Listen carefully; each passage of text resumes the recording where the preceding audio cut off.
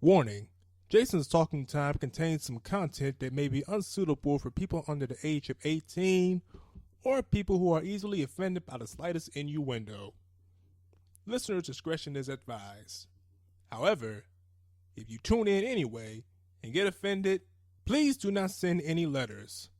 If you do, I will just crumble them up and throw them in the trash.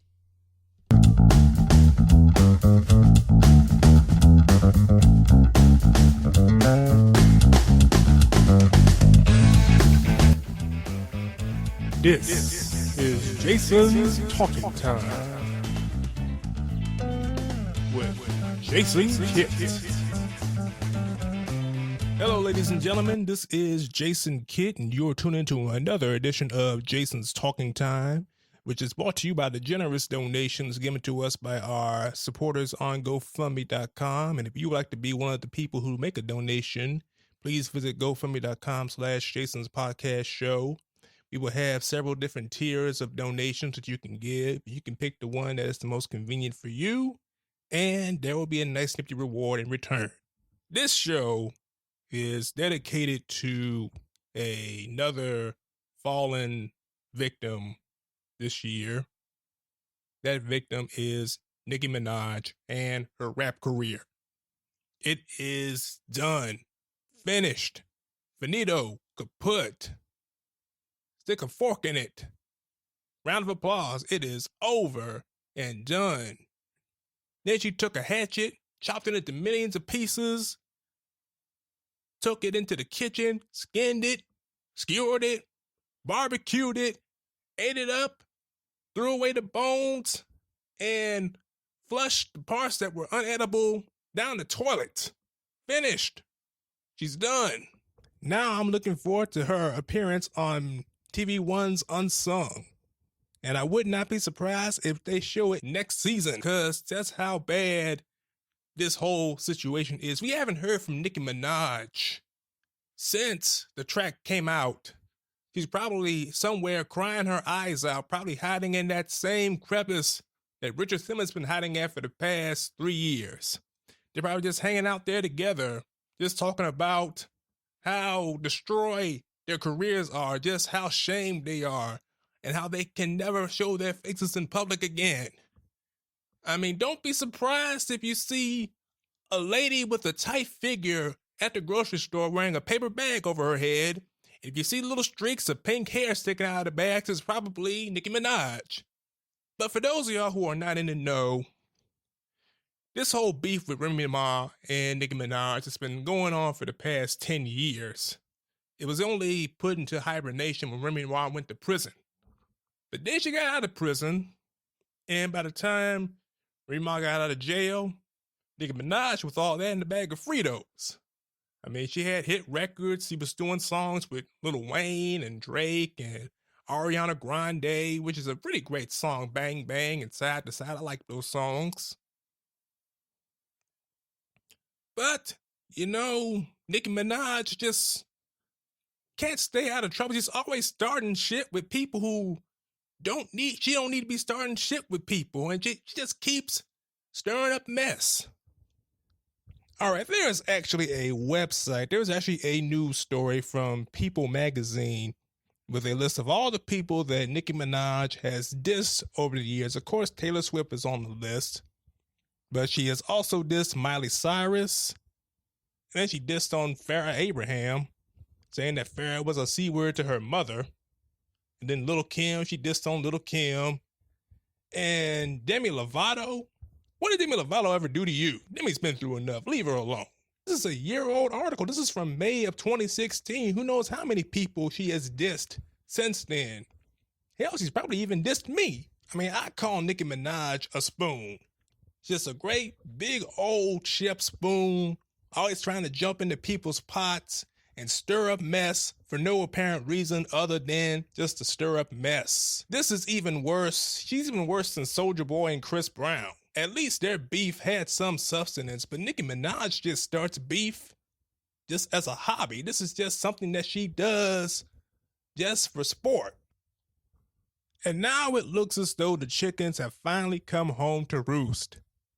Because this time, Nicki Minaj stuck her spoon in the wrong pot, and now she is paying the price. She is on the receiving end, and it is brutal.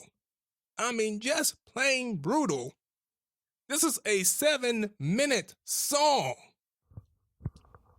Remy Ma crammed in so much of her business in a 7-minute track. How she doesn't write her own material, how she has ghostwriters, how 5 different people see her money before she sees it herself. The song dropped Saturday or Sunday. It is now Tuesday as I am recording this. And you have not come out into the public. You haven't even tweeted anything. You haven't posted anything on Instagram. I'm just going to assume you have gone into hiding with Richard Simmons. Maybe not with Richard Simmons, but you've gone into hiding with somebody. And that track, boy, I got to tell you, that has to be the granddaddy of them all. I mean, just diss after diss after diss.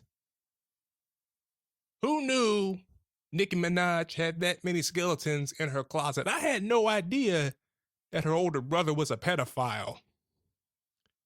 I mean, that is some deep shit.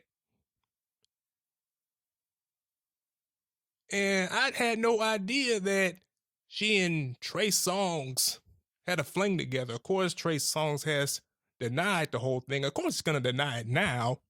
I mean, 2 years ago, he would have been bragging on the street. Man, I fucked Nicki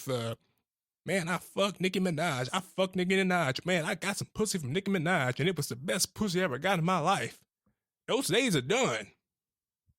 Nobody will admit to having sex with you now, Nicki Minaj. Not even the 40-year-old virgin.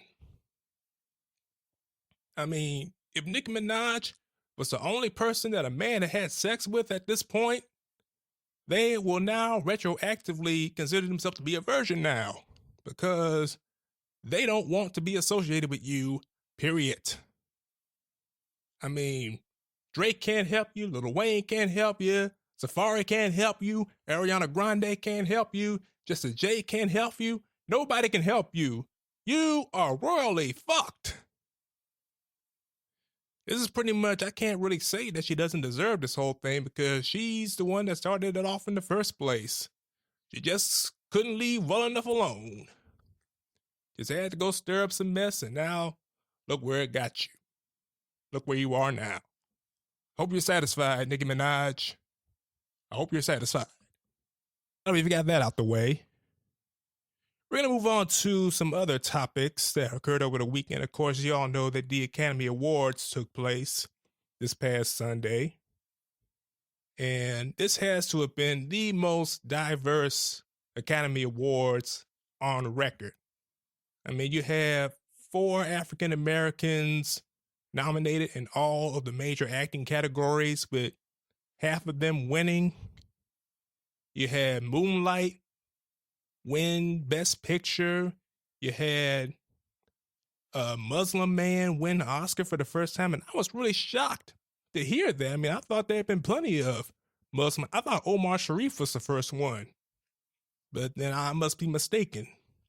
So this has been a much needed change in pace for the Oscars. I remember watching the Tonys last year and thinking, man, it'd be great if Hollywood was just as diverse as Broadway. But I see now we are definitely making some progress.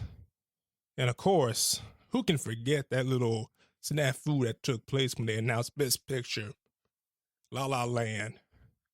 And first of all, why do they even have 2 envelopes for the same category? I mean, they just need to have one envelope and make sure that everybody keeps an eye on it and make sure that they don't lose it. Because Warren Beatty himself was like, this doesn't seem right. I mean, why am I going to read? Should I read this? I mean, what if La La Land didn't actually read it, but then, Faye Dunaway had to jump the gun and read La La Land and cause a whole bunch of mass confusion. Everybody up there accepting awards and saying, I want to thank my mama and Jesus. And in reality, they didn't really win. But I got to hand it to the La La Land people. They really handled it with class and dignity. But more power to them.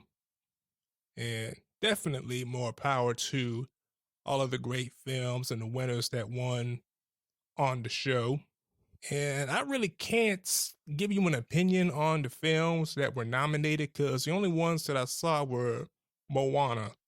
And you can check out what I thought about that in one of my previous podcasts. I think it was the one from, I think it was the 2016 finale. You can hear that on that one. But anyway,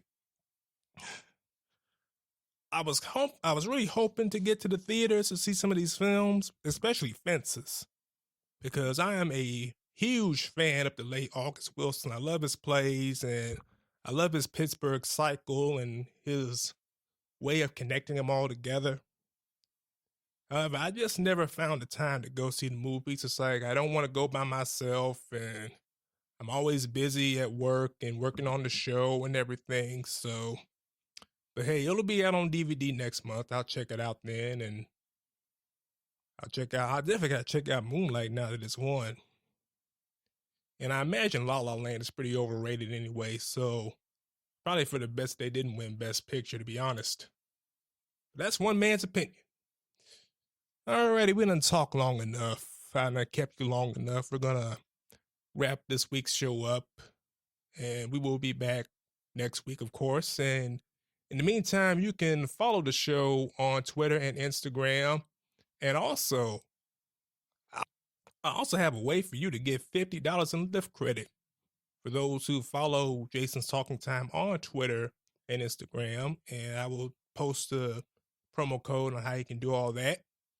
And definitely like the show on Facebook, and please leave a donation on our GoFundMe page. Again, the link to the GoFundMe page is Jason's Podcast Show.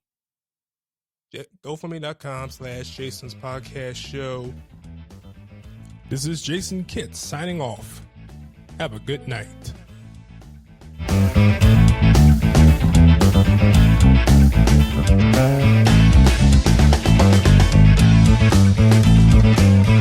Thank you.